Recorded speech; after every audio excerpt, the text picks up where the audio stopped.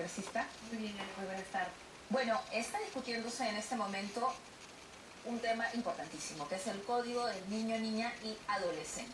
Congresista, ¿cuántos dictámenes hay? En este momento ya hay un dictamen en la Comisión de Justicia, otro dictamen en mayoría en la Comisión de la Mujer, y nosotros acabamos de presentar un dictamen en minoría en el marco de la Comisión de la Mujer, principalmente para manifestar nuestras discrepancias en base a dos puntos concretos. El primero de ellos tiene que ver con el hecho de que consideramos que el Estado también tiene que asumir su responsabilidad en materia de derechos sexuales y reproductivos de los adolescentes, particularmente para poder dar a través del sistema de salud servicios sobre estos temas, ¿no? Así como otro tema con el que tenemos discrepancias respecto al dictamen mayoría tiene que ver con que se da en el dictamen mayoría preponderancia absoluta a los derechos del concebido por encima de los de la madre gestante, ¿no? Nosotros consideramos que debe haber pues una ponderación de derechos, ¿no? Esos son los dos puntos principales en los cuales hay controversia. A ver, respecto al primer punto, el código dice los padres son responsables de la educación sexual y reproductiva de sus hijos menores de 14 años. Pero más adelante dice que va a participar en programas de capacitación a padres y tutores para que ellos puedan a través de programas gratuitos brindar la orientación. Entonces pareciera, en verdad, que no hay tal abandono. No hay, a ver, nosotros estamos por supuesto de acuerdo con que los padres también asuman su responsabilidad en esta materia y que el Estado los acompañe en este proceso, pero no creemos que se deba excluir la posibilidad de que el Estado, tanto a través del sistema educativo, a través de la educación sexual integral, como a través del sistema de salud, a través de servicios diferenciados en los que los adolescentes puedan acceder a información y servicios sobre salud sexual y reproductiva de manera confidencial, sin que necesariamente sus padres los acompañen. Creemos que esta última posibilidad no debe estar descartada como lo está de hecho en el dictamen mayoría. ¿Y por qué, Ana? Y quiero incidir mucho en esto. Tenemos que partir para legislar de la realidad, no de un mundo ideal en el que quisiéramos estar. Y la realidad del Perú en materia de derechos sexuales y reproductivos tiene que ver con una altísima tasa de embarazo adolescente, que es en nuestro país de 13%. O sea, de cada 100 adolescentes, 13 ya están embarazadas. Y esa es una cifra que no ha variado en los últimos 20 años por falta justamente de políticas públicas en la materia y que además afecta particularmente a algunos otros sectores más vulnerables. En la Amazonía esta cifra sube a 30%, Ana. Pero más grave aún. O sea, en la Amazonía un tercio de adolescentes está embarazada. Ya está o ha estado embarazada y puede estar llevando su segundo embarazo incluso. Pero más allá, cerca del 10%, 9,6% de muertes maternas son de chicas adolescentes.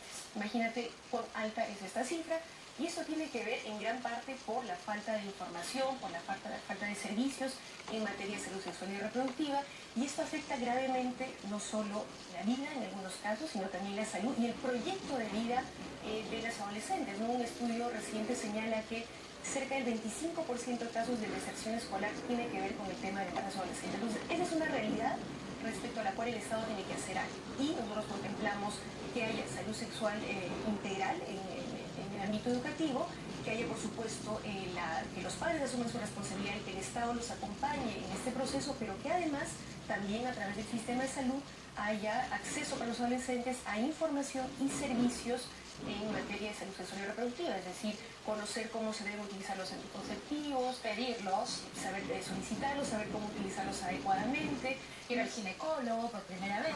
Exactamente, y esto sin que tengan la obligación de ir con sus padres, porque por supuesto el escenario ideal es aquel en el que el adolescente confía en su padre y madre, habla de estos temas, va con él a veces niña de 12 años va de la madre y dice, he tenido mi primera relación sexual. A ver. La realidad no es esa, no es esa. Entonces, tenemos que todos los actores jugar nuestro papel en la medida de nuestras competencias y creemos que el Estado también tiene que asumir esa responsabilidad y eso es lo que estamos planteando en el dictamen en minoría. Ahora, congresista, la pregunta es, las razones que ustedes ponen son perfectamente conocidas por la gente. Es una realidad que nos golpea en la cara. ¿Bajo qué argumento se aprueba un dictamen en mayoría que exime al Estado de informar sexualmente, proveer servicios sexuales a los niños y adolescentes? ¿Cuál ha sido el argumento? Bueno, básicamente tiene que ver con una moral religiosa que no necesariamente se condice con la realidad. Como decíamos, claro, el escenario ideal es aquel en el que la familia funciona perfectamente y hay una confianza entre el adolescente y los padres, pero eso no siempre ocurre. Y creo que no ocurre en la mayoría de los casos. Entonces se tiene la idea errada de que el adolescente al conocer, abordar estos temas, se va a promover pues una sexualidad libertina, indiscriminada. Las personas conservadoras tienen estas fantasías de los bacanales adolescentes, ¿no? Cuando, la verdad que subestiman a más los bien adolescentes. se ha demostrado y hay estudios que demuestran que es al revés, que cuando el adolescente tiene acceso a esta información, no significa que inmediatamente va a buscar de manera desenfrenada tener relaciones sexuales, no. Significa que en el momento en que se sienta maduro físicamente, emocionalmente y psicológicamente, va a estar preparado para este escenario, va a saber cómo cuidarse, qué métodos eventualmente se pueden aplicar a su caso personal y qué hacer en caso de un embarazo no deseado, si es que ocurriera. De lo que se trata es de eso, Ana, no de promover un libertinaje sexual, que es el temor que tiene legítimamente quizás algunos sectores, pero hay que aclarar que ese no es el ánimo de nuestra tan minoría y la experiencia demuestra que no es así. La experiencia demuestra que cuando hay información oportuna, transparente, clara y científica, no se adelanta el inicio de las relaciones sexuales, sino que más bien incluso se puede hasta postergar, puesto que el adolescente asume una mayor conciencia y responsabilidad sobre este tema. Pero además, Ana, es importante tener presente que en nuestro país las estadísticas demuestran que el inicio de la vida sexual es aproximadamente, en promedio, alrededor de los 15 años, o sea, puede ser incluso antes. Entonces, es una realidad frente a la cual no nos podemos tapar los ojos. Entonces, hay que legislar en función de esa realidad. La idea es que el cambio en este artículo sea para que el Estado asuma responsabilidad directa. Concretamente, ¿cuál es la idea que tienen ustedes? Porque ya hay, digamos, no de manera como se quisiera, pero algo hay, ¿no? Claro, en teoría hay educación sexual integral, pero tampoco se está aplicando en la práctica, ¿no? Y ahí tenemos que incidir también, pero muy concretamente en la norma lo que se ha pretendido excluir, y nosotros creemos que debe estar considerado, es el hecho de que en el sistema de salud haya servicios de salud diferenciados a los que los adolescentes puedan asistir para recibir información, atención, servicios en materia de salud sexual y reproductiva y de manera confidencial, sin que se les exija que vayan acompañados de sus padres, o sea, que el adolescente pueda solo acceder a la atención de un profesional de la salud que lo oriente en esta materia. Interesante. Ahora, el otro tema, el que ustedes objetan, son los derechos del concebido. Quisiera, por favor, que lo explique, porque, a ver, para la gente es un poquito complicado de entender el asunto, porque la gente conservadora dice, ¿no? El niño está por encima de todo y el niño es niño desde que se concibe y hay una discusión que no acaba nunca. En efecto, el dictamen en mayoría lo que está planteando es que los derechos del niño prevalecen por encima de todos los demás y que incluso en caso de conflicto de derechos entre los del niño y los de un tercero, prevalece siempre en el niño. Sobre la madre. En general. Entonces hay una primera consideración, ¿no? Que es, digamos, en nuestro marco jurídico y en la lógica, ningún derecho puede prevalecer siempre por encima de otro de manera absoluta, ¿no? O sea, es evidente que tiene que haber una ponderación, ¿no? Y evaluar en determinadas situaciones qué derecho tendría que primar o cómo compatibilizar ambos, ¿no? Pero además lo que evidentemente se está pretendiendo aquí es desvirtuar la figura que hoy está vigente en nuestro Código Penal, que es el del aborto terapéutico. Ojo, no estamos promoviendo tampoco, como podrían pretender algunos, el aborto de manera indiscriminada. Yo personalmente considero que el aborto tiene que ser siempre el último recurso. Y el Estado y la sociedad tienen que hacer todo lo posible para evitar que una mujer se vea enfrentada a esa situación. Pero ¿qué ocurre? Cuando hay el caso de que la madre, la gestante, su vida corriera riesgo por un problema en el embarazo o su salud corría el riesgo de verse perjudicada de manera permanente, en nuestro Código Penal, o sea, en nuestro marco legal, está establecida la posibilidad de un aborto terapéutico, solamente en esos casos. Y eso está establecido, Ana, desde 1924, ¿no? Y con la fórmula que está planteando la Comisión de la Mujer, esto quedaría desvirtuado. Pero iría contra el ordenamiento constitucional. Y, efectivamente, habría una contradicción entre nuestras normas, ¿no? Y además, sabiendo que ya es bastante delicado y que al día de hoy no hay un protocolo de aborto terapéutico, que los médicos que se ven frente a estas situaciones no tienen claro cómo actuar y eso deviene en que los abortos se suelen realizar pues en condiciones no óptimas para la mujer. Los abortos terapéuticos. Estamos hablando de los abortos, estamos hablando solamente de los abortos terapéuticos. Ojo, aquellos que se dan cuando la vida de la madre y su salud corren un riesgo, ¿no? Entonces, de lo que se trata es de salvar por lo menos la vida de la madre. A ver, pero seguro alguno de nuestros televidentes le está diciendo, lo que se está proponiendo aquí en términos concretos es, si la vida de la madre corre riesgo ante la vida del hijo, pues escoja el hijo. Eso es lo que se está diciendo. Lo que se está planteando en el dictamen de la dictamen de mayoría. Sí. Bueno, ¿y por qué no dejar simplemente la libertad de elegir a cada uno? Bueno, a ver, primero nos consideramos que se debe mantener el marco legal como está. O sea, en caso de correr la vida de la madre a riesgo, hay que salvarla. O sea, no vamos a perder, digamos, las dos vidas, no tiene ningún sentido.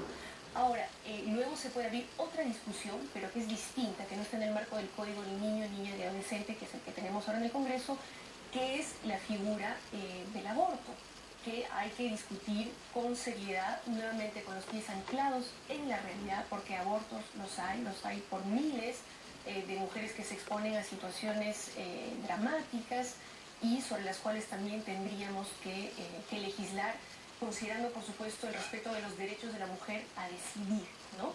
Yo no creo que esto se deba plantear de manera absoluta, te reitero, yo creo que el aborto tiene que ser siempre la última alternativa. Lo que tiene la sociedad es prevenir, pero cuando la situación se plantea, algo hay que hacer. Y la respuesta no puede ser taparse los ojos, Ana.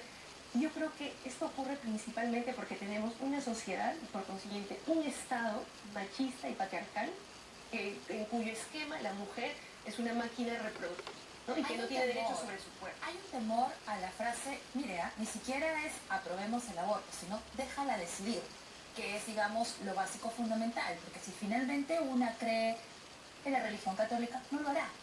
Pero está la libertad que existe en cada persona. Hay un temor y lamentablemente este gobierno, los anteriores gobiernos, el Estado en general, ha dejado a las mujeres huérfanas. No hay el protocolo de aborto terapéutico y esta iniciativa es la enésima que va en ese sentido. Ojalá esta vez prospere. Efectivamente, Ale, y sobre lo que tú comentas, en efecto hay una iniciativa ciudadana que ha merecido el respaldo de 60.000 firmas para despenalizar el aborto en caso de violación. Eso es algo que lamentablemente todavía no está contemplado en nuestro marco jurídico, pero que la ciudadanía ha planteado a los decisores políticos que son muy, digamos, recelosos con este tema, porque es delicado, es cierto, pero creo que como políticos no podemos tomar decisiones o legislar en función de cuánto capital político pierdo o gano, sino en función de un problema que es de salud pública. Porque, Ana, hay, ya que estamos hablando del aborto, tema que quiero diferenciar del código, hay abortos por miles en nuestro país y mujeres que se exponen a situaciones indeseadas que ponen en riesgo su salud, y el Estado tiene que tener una respuesta frente a eso. Y nuevamente, la evidencia demuestra que en los países en los que se ha legalizado, ¿no? No es que se hayan incrementado o multiplicado los abortos. Todo lo contrario. El tema se transparenta, el Estado se organiza, se prepara, la sociedad lo propio, y se reduce y se previene. Y se da solamente en los casos en que es absolutamente indispensable y la mujer así lo decide de manera consciente. Ahora, este dictamen en mayoría es como medio contradictorio porque le quita al Estado la posibilidad de prevenir de manera concreta, como usted señala, con los anticonceptivos y los médicos, para ser clara. Entonces le quita la posibilidad de prevenir. Y si sales embarazada, no se dice nada de la violación, pero bueno, si sales embarazada y te ves en una circunstancia en que tu vida y la de tu hijo peligran, entonces encima de eso tú no estás en prioridad, te puedes morir. O sea, hay una gran contradicción aquí. Te toca morir. Esa y muchas otras contradicciones. A ver, estaba revisando un poco el Código Penal antes de venir y se establece, por ejemplo, una pena, se reduce la pena cuando el aborto se da en caso de una violación extramatrimonial. Pero si la violación ha sido intramatrimonial, o sea, piña. No, o sea, eso quiere decir que según la concepción de nuestro marco jurídico, el marido tiene derecho a violar a la mujer, a su mujer. Imagínate, o sea, estamos todavía, por eso insistía yo en este tema que hay que tener presente cuando discutimos esto, ¿no? O sea, tenemos todavía un marco jurídico, un Estado definido con un concepto patriarcal y machista. Y eso es lo que hay que empezar a discutir, porque las mujeres tenemos derechos sobre nuestra vida, derechos sobre nuestro cuerpo, y tenemos derecho a plantearlo así y a exigirle al Estado que lo respete. Bien, por si lamentablemente el tiempo se me ha acabado, pero sí que hay mucho por hacer en este tema y la esperamos para seguir conversando de eso. Por supuesto, gracias Ana. Muchas gracias. Vámonos ahora a una pausa.